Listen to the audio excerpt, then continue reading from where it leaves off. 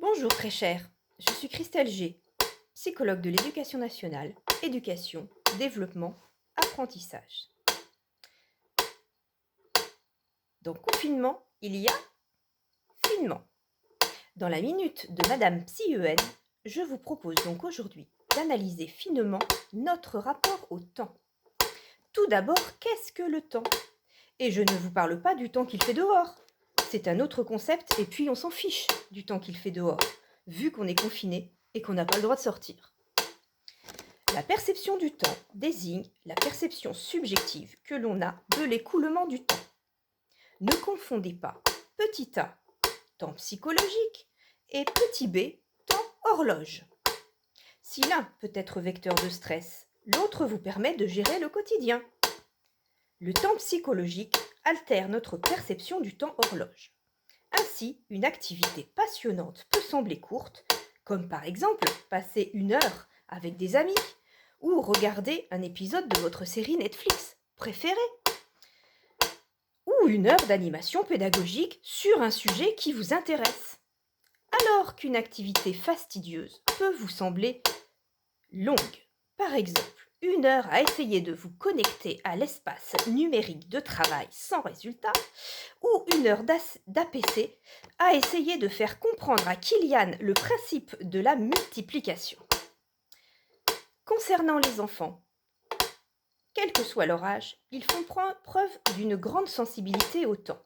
Néanmoins, les jugements temporels des plus jeunes s'avèrent plus variables. Alors, ce temps de confinement, comment le vivre harmonieusement? Les obsessionnels resteront collés au temps horloge en continuant de structurer leurs activités selon un horaire rigide. Lever 8h, toilette. 8h30 petit déjeuner, 9h30 télétravail, 10h30 pause café, 11h pause pipi, 12h déjeuner, etc., etc. D'autres profiteront de ce temps pour soi pour prendre le temps. Oui, quoi? Non, j'ai pas le temps de faire la vaisselle, c'est l'heure de ma vidéo. Oh, excusez-moi, que disais-je? Oui, prendre le temps. Et s'écouter vivre.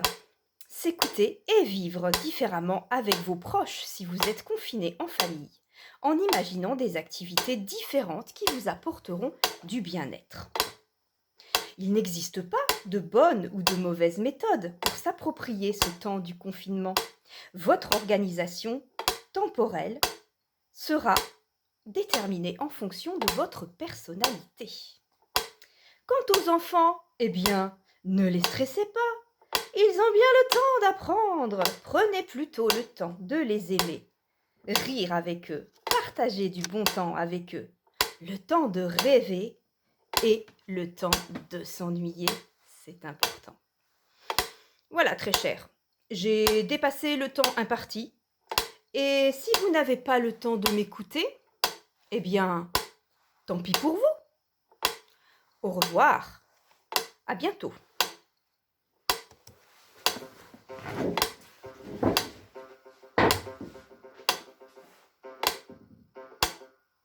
Et maintenant,